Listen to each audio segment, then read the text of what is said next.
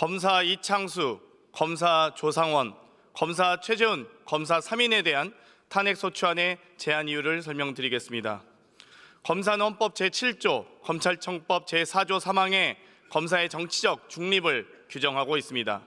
피소추자 검사 3인은 국민의 봉사자가 아닌 권력의 시녀로 전락했습니다. 김건희 여사에게 면죄부를 갖다 바쳤습니다. 김건희 불기소 처분으로 사실상 정치 행위를 했습니다. 국민적 의혹의 정점인 김건희 여사에게 면죄부를 준 자체로 최대의 범죄를 저지른 것이며 검사의 직권남용이자 직무유기입니다. 김건희는 도이치모터스 주가 조작 공범들이 주고받은 문자 이후 단 7초 만에 직접 8만 주를 팔아치웠습니다. 우연이다, 이 말을 어느 누가 믿겠습니까? 그런데 피소추자 3인 검사는 김건희 앞에서 소위 꼬랑지를 내렸습니다. 기소도 못하는 검사가 검사 맞습니까? 윤건희 공화국의 검사로 계속 지낼 수 있겠습니까? 부끄럽지 않습니까?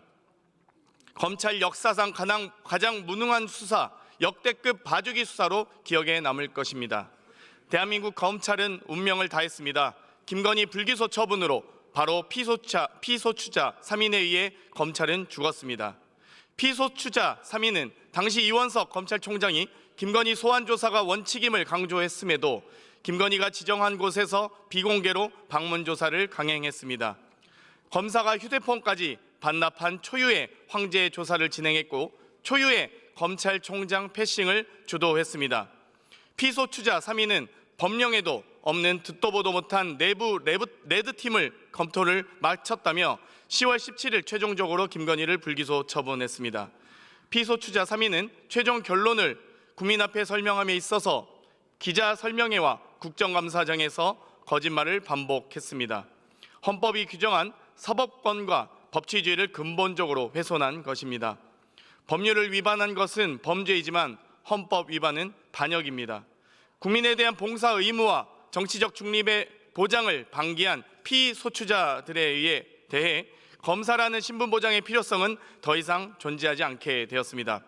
검찰 징계엔 파면이 없습니다. 국회 탄핵 소추 없이는 검사 파면은 불가합니다. 국회 탄핵으로 파면고자 합니다.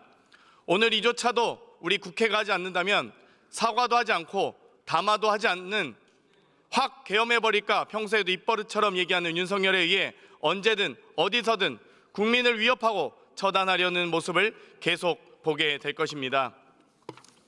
윤석열 대통령은 처단해야 할 대상이 국민의 대표 전공의라고 합니다.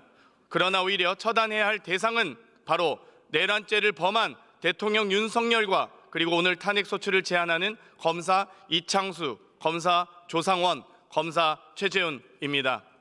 국민을 향해 총칼을 들었던 윤석열 대통령의 친위 쿠데타를 처단하는 마음으로 피소추자 3인의 탄핵소추안을 찬성해 주시길 바랍니다.